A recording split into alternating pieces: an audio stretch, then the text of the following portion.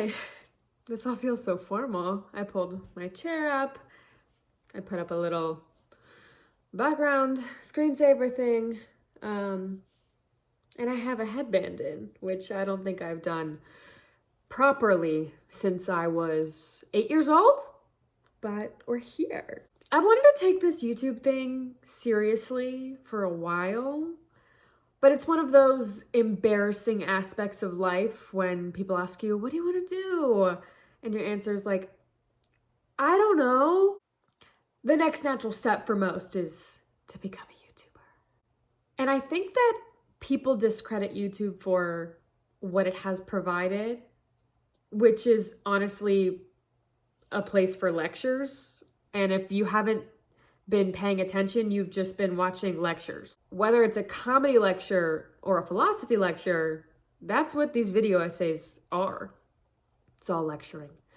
My favorite class in community college was public speaking.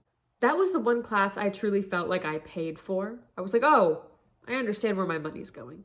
Because that experience where I got to write something and then read it in front of a whole class and everyone had to listen, enjoyed that.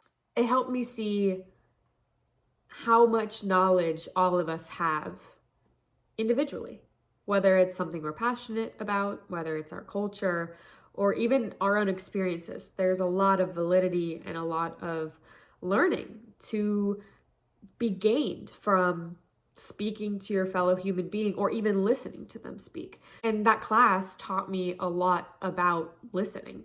And I guess that's what I'm here to talk about. Listening has taught me so many lessons, truly. And I used to get called a really good listener when I was younger. I would have friends in high school and we would have conversations, and sometimes they would get to a wonderful, gorgeous place where they would compliment my ability to converse and how I really made them feel heard, or wow, you're very comfortable to talk to. And obviously this made my ego huge, and I was like, I am a genius. I understand humanity and everything that has ever occurred in all of social history. I clearly know. I feel it in my soul. That's when I started to get my intuition, I would say, mixed up with my more dubious side, my control issues. So that's a whole other topic though. Listening has granted me a lot of wonderful positives where I've helped my relationships and I feel like I've guided people and I've allowed them to guide me. But just like that sentence, there are two sides to listening. You have to be able to listen to others, but you also have to be able to listen to yourself. And I think that that's where I was getting tripped up. Obviously, like I said, this evolved into a very positive skill where I was able to kind of catch my friends and understand these social undertones of their stories. And, oh, I see where that is coming from. And did it make you feel like this? And I like connecting all of the dots. And I do think people are very complex puzzles, and we're always on this journey to discovering more about ourselves. One of the most wonderful things I've heard in past weeks is that we're constantly grieving because we're constantly uncovering new parts of ourselves that we didn't even know existed. And the only way to do these things, obviously, is to move towards what our intuition is telling us to move towards, even if it's a thing that makes us scared or fearful. It's a thing that we're being called to do. And despite whatever societal expectations this thing is surrounded by, that pull is beyond societal expectations, right? Because that's the pull that has been continuing humanity for centuries. So I am a good listener, but I realize that I'm only a good listener when it comes to listening to other people, what they want, what they need, what they have, what they don't have, what they think of me, what they don't think of me. And I was a terrible listener when it came to myself and my needs and my desires and really anything having to do with myself at all. Oh, now we have this beautiful...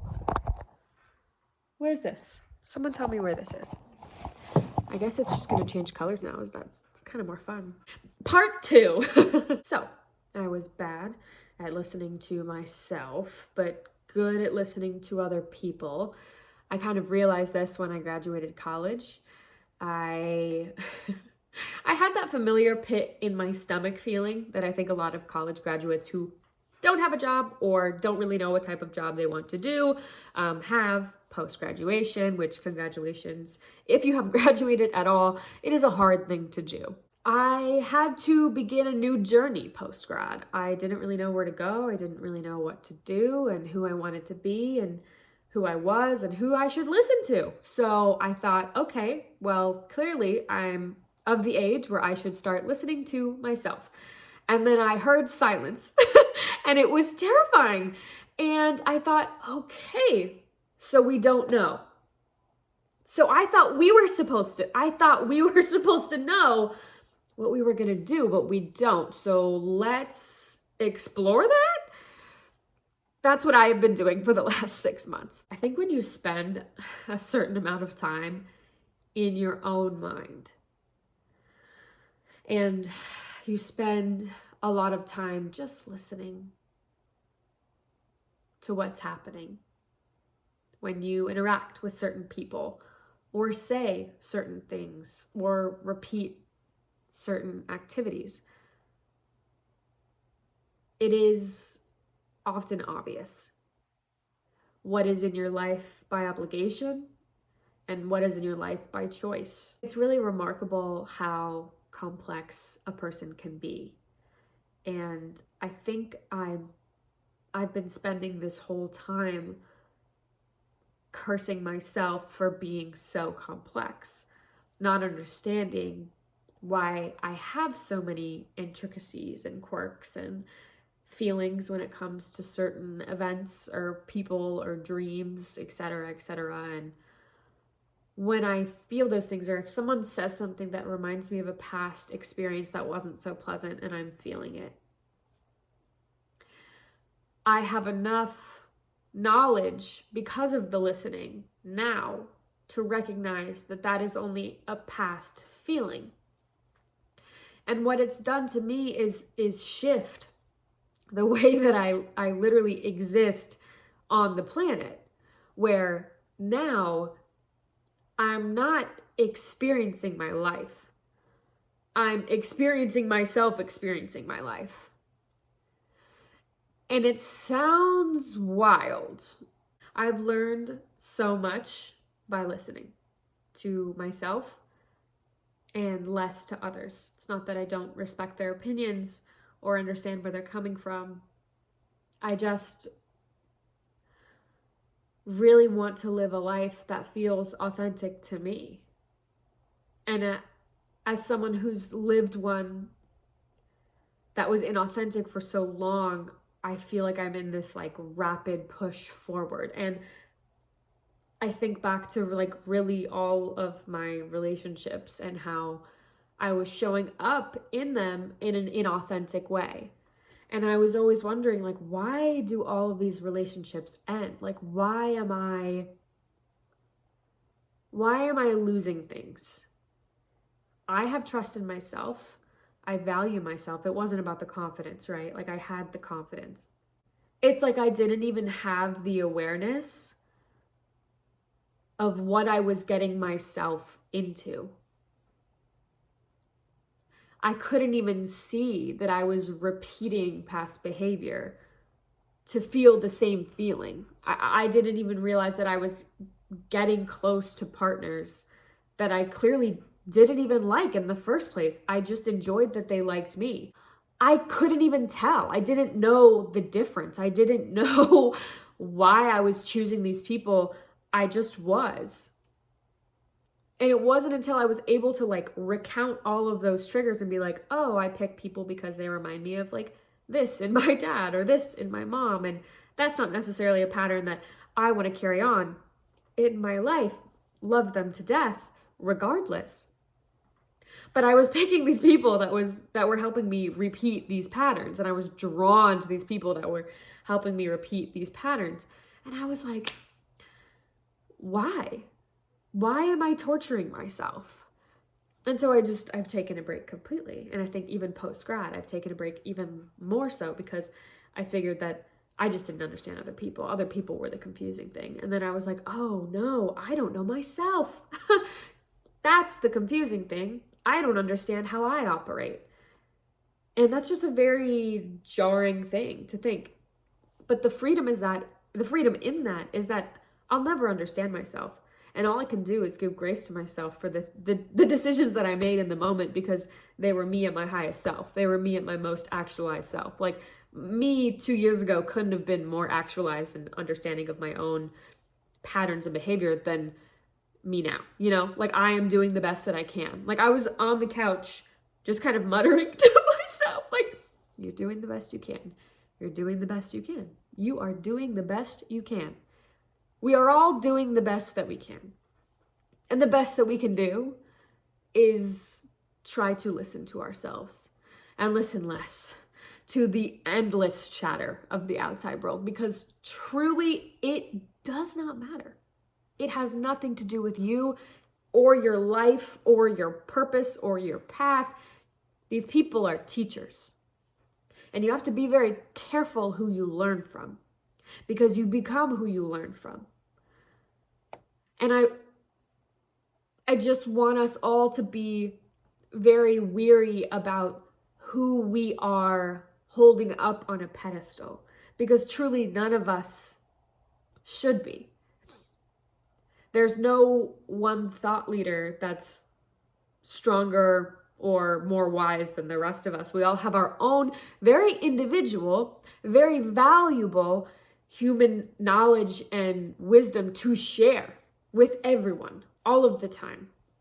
And it reminds me of my speech class, where truly everyone was so different in that, because I went to a community college, so definitely diverse in age, in race, in religion. In California, you get your first 2 years for free. So sometimes it was just people being like, I'm here for fun, which is such a cool thing, to just go take a class for fun. Learning is very fun, you guys. Like, I think that that's where you get stuck in adult life, is like, you start working and then you're like, life isn't fun. And I'm like, take a class. Remember when you took classes all the time and made friends in those classes and then hung out with people in those classes? I'm not done talking yet. Don't turn off the TV. All this to say, you are very wise. You are very wise. You just need to start observing yourself and wondering, why do I make these decisions? Why do I do these things? Why? Where do they come from, these urges? If you can peel yourself back to the core of that, like that want, you can learn a lot about yourself and why you want the things you want. Sometimes it makes the wants go away. Sometimes it makes the wants stronger. The wants change and they flex and they form based on how quickly you want to pull and you want to understand. It's a very interesting thing being a human. It's a very interesting thing being a human. And I'm very grateful to be here. It's an interesting experience, for sure.